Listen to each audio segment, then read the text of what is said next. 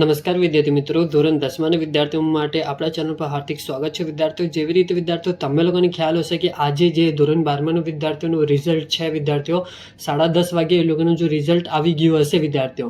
અને વિદ્યાર્થીઓ, તમારા મનમાં ડાઉટ આ રહેશે કે તમારો રિઝલ્ટ ક્યારે આવશે, કેમ કે હવે આ વખતે ધોરણ 10માના 12માના વિદ્યાર્થીઓ છે એ લોકોએ બહુ વેઇટ કર્યું છે રિઝલ્ટ માટે વિદ્યાર્થીઓ.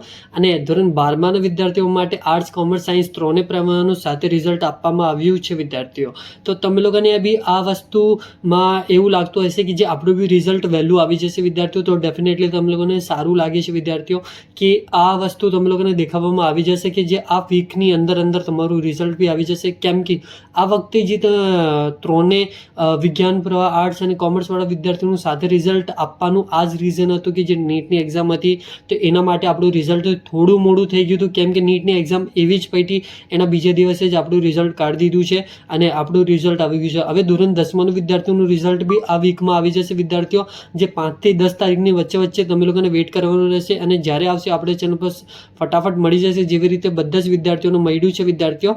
અને તમે લોકોને આ ચેનલ પર સચોટ અને સાચી માહિતી મળશે વિદ્યાર્થીઓ. અને પ્લીઝ આ ચેનલને સબસ્ક્રાઇબ કરીને જજો અને વિડીયો લાઈક, શેર, કોમેન્ટ કરજો. બીજા વિદ્યાર્થીઓમાં શેર કરતા રહેજો. કંઈ બી કોમેન્ટ અથવા પર્સનલ ડાઉટ હોય તો મને પૂછી શકો છો, DM કરી શકો છો. ઇન્સ્ટાગ્રામની લિંક ડિસ્ક્રિપ્શન બોક્સમાં છે.